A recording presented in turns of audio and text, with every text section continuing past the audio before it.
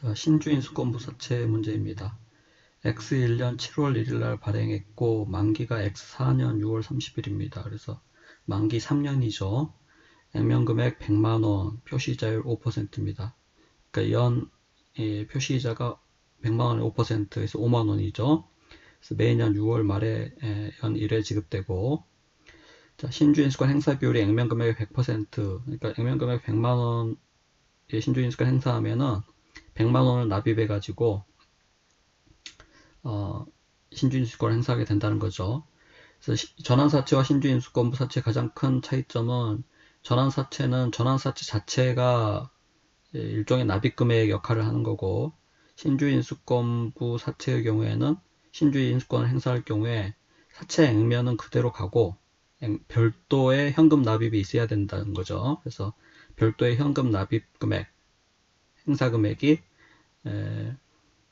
추가적인 납입이 있기 때문에 그게 이제 전환사채와 가장 큰 차이점입니다. 자, 원금 상환. 신주인 수권이 행사되지 않은 부분에 대해서 액면 금액의 109.74%를 상환합니다. 그래서 상환 할증금이 9.74% 존재하는 경우죠. 자, 신주인 수권 행사 가격 만원, 발행 주식 액면 금액 5,000원. 그러니까 신주인 수권은 100만원 사채 금액에 대해서 전부 행사되면은 100만원의 현금 납입을 해야 되고, 그 다음에 주식은 얼마 발행됩니까? 신주인수권 만원에 대해서, 신주인수권 사채 만원에 대해서 액면 발행 주식 한 주 발행한다는 의미니까 100만원은 100주 발행한다는 거죠. 그래서 100주에 대해서 자본금 이제 주당 5,000원씩 해가지고 50만원이 증가하게 되겠죠. 100%다 행사가 되는 경우에. 자, 발행일 현재 일반 사채 시장이자율이 연 10%입니다. 그러니까 유효이자율이 연 10%라는 거죠. 자, 그래서 액면금액 중 70만원에 해당하는 신주인수권이 X3년 1월 1일 날 행사됐습니다. 그래서 행사 시점에 신주인수권 대가를 주식 발행 초과금으로 대체를 하고 있는 경우죠. 이거는 대체를 할 수도 있고 하지 않을 수도 있는데, 보통 대부분 대체하는 걸로 보고 이렇게 문제를 주는 경우가 많습니다. 자, 먼저 문제를 풀기 전에 전체적인 흐름을 한번 보고 접근을 하죠. 이 전체적인 흐름을 파악하고 있어야 나중에 응용된 문제 같은 경우도 그 큰 흐름 속에서 답을 쉽게 할 수가 있습니다. 그래서 하나하나 답을 빨리 내는 것만 능사가 아니고 항상 전체적인 흐름을 정리하고 접근을 하시기 바랍니다. 자, 지금 보면 신주인수권 사채를 액면 발행했기 때문에 발행 금액이 사채 액면 금액 100만원이에요. 100만원. 자, 이거는 크게 액면 사채와 상환 할증금으로 나눠서 볼 수 있습니다. 전환 사채의 경우에는 액면 사채 부분과 상환 할증금 부분을 나누어서 분리해서 계산하지 않는데, 신주인 수권부 사채의 경우에는 보통 액면 사채와 상환 할증금이 이렇게 분리돼 가지고 계산을 하게 됩니다. 자, 그 이유는 액면 사채는 신주인 수권이 행사되더라도 100% 계속 존속되는 반면에, 상환 할증금은 신주인 수권이 행사되는 경우에 더 이상 존속하지 않고 소멸되죠. 자, 그래서 이걸 구분할 필요가 있습니다. 그래서 액면 사채와 상환 할증금을 나눠서 접근하게 되는 겁니다. 자, 사채 원금 100만원이죠. 자, 그 다음에 매년 아까 봤듯이 표시이자 5만원씩입니다. 유효이자율이 10%이기 때문에 이것을 10%로 할인을 하면 이 액면 사채 부분에 대해서 이제 현가가 나오죠. 그게 이제 액면 사채와 관련된 부채 요소입니다. 자, 그래서 10% 만기 3년이니까 3기간 현가계수 0.7513, 2.4869를 각각 적용하면은 액면 사채 부분에 대한 현가가 나오죠. 그래서 875645, 그게 이제 액면 사채 부분에 대한 현가입니다. 이게 이제 액면 사채 부분에 대한 발행 금액인 것이죠. 자, 그리고 상환 할증금에 대해서는 지금 상환 할증률이 9.74%로 주어져 있기 때문에 100만원에 9.74% 하면 97,400원이죠. 그래서 이 97,400원에 대해서, 자, 이거는 만기에 3년 후에 일시적인 현금 흐름이기 때문에 마찬가지 유효이자율 10%, 현가계수 0.7513을 적용해 가지고 계산합니다. 자, 그래서 현가를 구하면 73177입니다. 자, 그래서 이 두 금액을 합한 것이 부채 요소의 현가죠. 즉 부채 요소입니다. 결국 발행금액 100만원, 신주인수권사채를 100만원 발행했는데 실제 이 신주인수권이 없는 경우를 가정하면 이 부채 요소가 이 두 금액을 더한 금액이라는 거죠. 자, 그러면 그 차액이 자본요소, 즉 신주인수권 대가라고 보는 겁니다. 그래서 51,178이 신주인수권 대가로 계산되는 거죠. 항상 이렇게 자본요소는 전체 발행 금액에서 부채 요소를 뺀 나머지 차액을 자본요소로 이제 간주하게 되죠. 자, 그래서 여기서는 신주인수권부사채를 액면 발행했는데 액면 발행하지 않고 할인 발행하거나 할증 발행하거나 뭐 쫄 필요 없습니다. 그냥 다른 거 다 똑같아요. 다른 부채 요소 금액은 다 똑같고 발행 금액만 할증 발행하면 더 커지고 할인 발행하면 더 작아지죠. 자, 그러면 발행 금액이 달라지면은 부채 요소 차이는 없고 신주인수권 대가는 이 차액으로 계산되는 것이기 때문에 신주인수권 대가만 늘어나거나 줄어들거나 하게 됩니다. 그래서 신주인수권부사채가 할증 발행되거나 할인 발행되는 경우에 다른 건 다 동일하고 신주인수권 대가만 달라지게 된다는 거죠. 발행 금액이 변하기 때문에 신주인수권 대가만 달라진다. 그것만 주의하시면 되겠습니다. 자, 그러면 이게 이제 유효이자율법을 적용하는데 연 단위로 계산하기 때문에 1년 단위로, 그래서 X2년 6월 말 각 계정을 한번 파악을 해보면, 자, 유효이자율이 10%이기 때문에 액면사채 부분에 대해서 자, 1년 후 금액 구할 때 곱하기 1.1 이자율이 유효이자율이 10%이기 때문에, 자, 그 다음에 현금 흐름을 차감해야 되는데 표시이자가 5만원이므로 6월 말에 매년 한 번씩 지급을 해야 되겠죠. 그래서 5만원 현금으로 5만원을 빼면 이게 이제 X2년 말 액면사채와 관련된 장부금액입니다. 자, 상환할증금 같은 경우는 표시이자 같은 게 해당 사항이었기 때문에 그냥 유효이자율 10%이므로 곱하기 1.1만 해주면 돼요. 그래서 그게 이제 X2년 6월 말에 상환할증금 해당하는 금액이죠.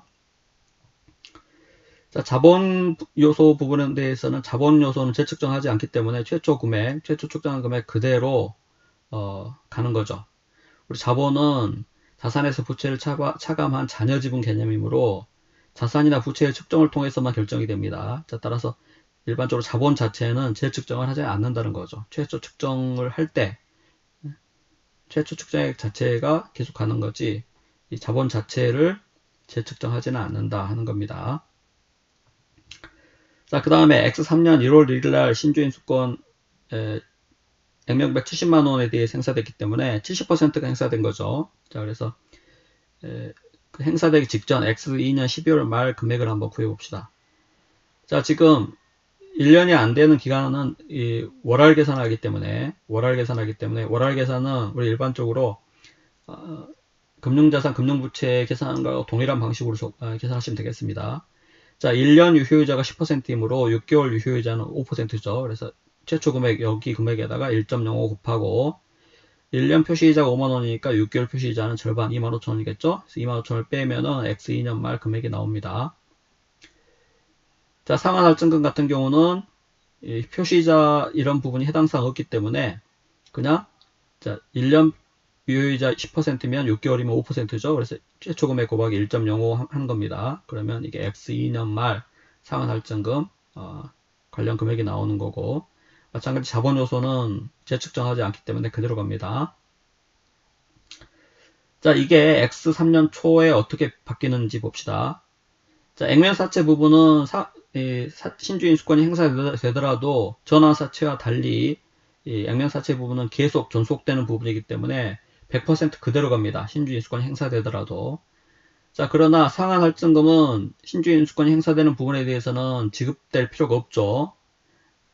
이 상환할증금 자체가 신주인수권이 행사되지 않은 부분에 대해서 만기에 지급되는 것이기 때문에 신주인수권이 행사되는 부분에 대해서는 상환할증금이 더 이상 존속하지가 않습니다. 그러니까 소멸된다는 거죠. 자, 그래서 70%가 행사됐기 때문에 미행사분 30%만 존속할 것입니다. 그래서 그 직전 금액 84519 중에 30%만 X2년 1월 1일 날 존속하게 된다는 거죠. 그래서 여기에 30%를 곱한 겁니다. 미행사율 70%는 소멸되고 30%만 존속한다 하는 거죠. 아까 이거는 100% 그대로 존속하는 거고. 자, 그 다음에 신주인수권 대가 이 자본 부분도 신주 인수권이 행사되면은 주식 발행 시에 이 발행 금액에 대체되기 때문에 이 30% 미행사 부분만 계속 존속됩니다. 그래서 미행사를 30% 곱한 금액만 남게 된다는 거죠.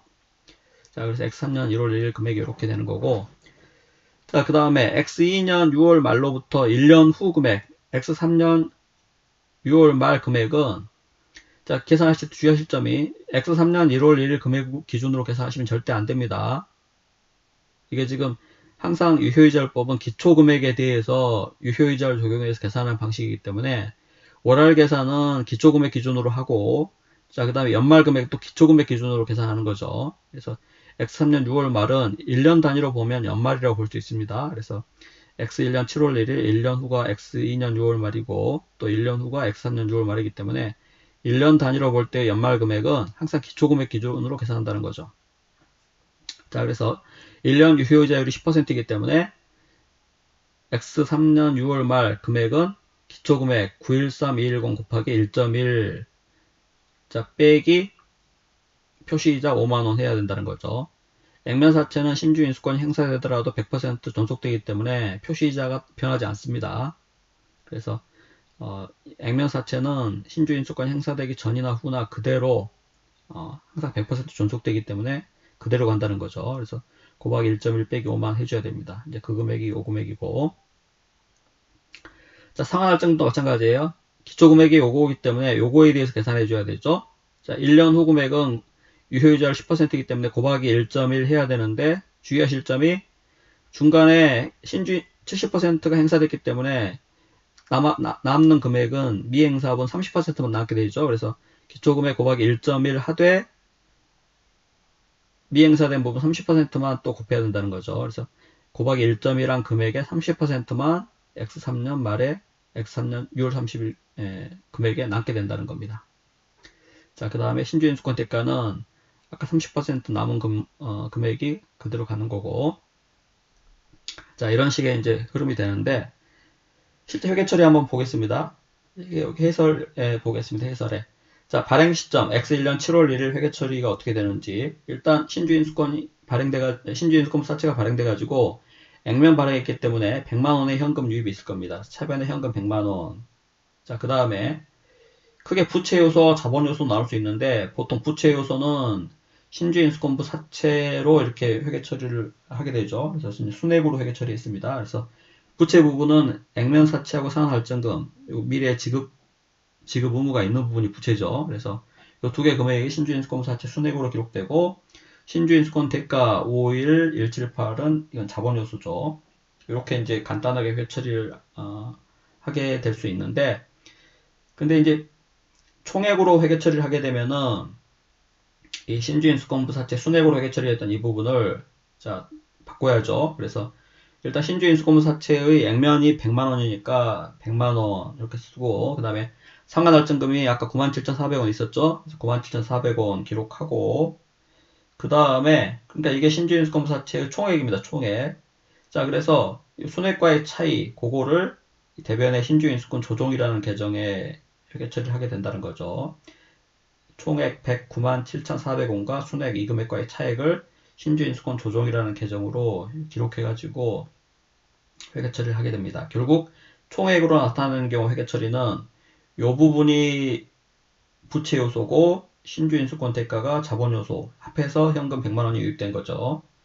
이게 부채 요소, 이게 자본 요소. 자, 그렇게 해서 나누어서 회계 처리를 하게 됩니다. 자, 물음 답해 봅시다. 물음 1에 X1년 7월 1일 발행 시점에서의 신주인수권 대가 아까 구했죠? 55178. 자, 그 다음에 신주인수권 조정을 요구했습니다. 신주인수권 조정은 아까 여기 회계처리에서 봤듯이 신주인수권부 사채의 총액과 순액과의 차이죠. 그래서 신주인수권부 사채의 총액은 액면금액과 상환할증금의 합 109만 7천원이고, 신주인수권부 사채 순액은 아까 여기 이 순금액인데, 요거는 우리 아까 살펴봤던 분석에서 살펴봤던 액면사채와 상환할증금의 현가 그 부분입니다. 그래서 그 차액이 신주인수권 조정으로 이렇게 회계 처리가 되게 되죠. 자, 그래서 신주인수권 조정은 발행 시점에서의 신주인수권 조정은 신주인수권부 사채의 총액과 순액과의 차이로 구할 수가 있고, 또 회계처리 특성상 여기 해설 2번의 회계처리를 보면 상한 할증금하고 신주인수권 대가를 더한 금액이 신주인수권 조정하고 동일하게 됩니다. 왜냐하면 신주인수권 사채 액면 총액 100만원하고 발행 금액이 같기 때문에 이 문제에서. 자, 그래서 이런 경우에는 상한 할증금하고 신주인수권 대가와 신주인수권 조정 금액이 같게 된다. 자, 그 특성을 이용해서 구할 수도 있습니다. 자, 그러나 보통 총액과 순액과의 차이다. 이렇게 정리를 해 두시는 게 좋을 것 같습니다. 자, 그 다음에 물음 2번. X3년 1월 1일 신주인수권 행사되었을 때 제거되는 사채 상한 할증금과 인식되는 주식발행 초과금을 요구했어요. 자, 총액으로 보면 상한 할증금이 원래 97,400원이 만기에 상환돼야 되죠. 자, 그 중에 70%가 행사됐기 때문에 X3년 1월 1일 날 70%가 행사되기 때문에 존속되는 부분은 나머지 30% 뿐입니다. 그래서 97,400원에 70%가 제거되고 나머지 30%만 존속되니까 그 총액의 70%를 곱해서 답을 하시면 되겠는데, 자, 이거를 순액 기준으로 보면 아까 여기 현가 계산한 이 부분들이 이제 순액인데, 상한 할증금 신주인수권 행사하기 직전에 상한 할증금이 84519였죠. 84519였는데 신주인수권 행사로 인해서 70%는 소멸되고 30%만 존속되니까 이 순액 84519 기준으로 보면은